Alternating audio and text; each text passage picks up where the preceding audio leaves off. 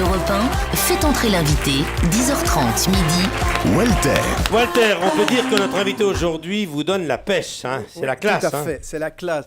Gilbert Montagnier, c'est la classe. Honnêtement, vous avez la classe. Là, vous êtes, on l'a dit, avec une jolie chemise à motif printanier. La plupart du temps, vous êtes presque toujours en veste, chemise blanche et lunettes de soleil. Vous êtes un peu le représentant français des Men in Black, à ne pas confondre avec Vincent McDoom, qui lui est plutôt le représentant français des Black in Men.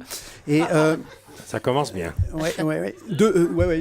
Une blague sur les homos et les blacks à 10h35, je pense que c'est parfait. 2 pour le prix d'un, mais c'est pas grave parce qu'aujourd'hui tout passe.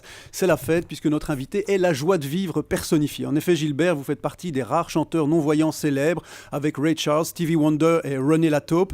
Et vous avez toujours utilisé votre bonne humeur, votre joie de vivre et vos chansons pleines de bonheur pour nous prouver chaque jour qu'on peut être heureux même si on est aveugle, au moment même où David Guetta nous prouve chaque jour avec ses chansons qu'on serait plus heureux si on était sourd. Alors, ça c'est fait, donc... Ah, ça l'a amusé, ça. On l'embrasse, ah ouais. Ah, d'accord. Des je fleurs pour rentrerai David pas- Guetta, Michel. je David, rentrerai si tu nous pas, écoutes. Gilbert, dans le détail de vos tubes archi connus. Je vais juste citer quelques curiosités. Vous êtes un grand admirateur de Steve Jobs, le regretté patron d'Apple. Et une des inventions de Steve Jobs, qui a amélioré votre vie, c'est l'assistance vocale qui transforme tout ce qui est écrit en voix et permet aux non-voyants possédant un iPhone d'être totalement autonomes. À condition, bien sûr, qu'il n'ait pas pris un abonnement chez Free, parce qu'alors il serait privé non seulement de la vue, mais aussi de réseau. Alors, vous aimez vous amuser, Gilbert Montagnier. Vous avez participé à plusieurs jeux télévisés, comme par exemple Fort Boyard, ce qui a permis de prouver à la France entière que les non-voyants n'ont pas forcément besoin d'être guidés par un chien, puisque ça marche aussi avec un nain. Ça, je trouve ça petit. Oui, c'est le cas, à peu bien, près. Michel. Tout à fait, je confirme à peu près la table de chevet. Oui, ça me à peu donne près. une idée. J'ai oublié de vous donner une information. Ah Le oui Pôle emploi est ouvert maintenant à l'heure du déjeuner. Ah, Chic. Alors, Gilbert, bon, je vais quand même continuer celle-ci. Vous avez également participé à Rendez-vous en Terre Inconnue, une émission pour laquelle vous avez voyagé jusque dans la région du Zankar, en plein Himalaya. Alors, ça a dû être une expérience fascinante pour vous, mais quitte à envoyer une star dans un endroit qu'il ne connaît pas, ils auraient dû prendre Franck Ribéry et l'envoyer dans une école. Ça leur aurait coûté beaucoup moins cher en frais de déplacement.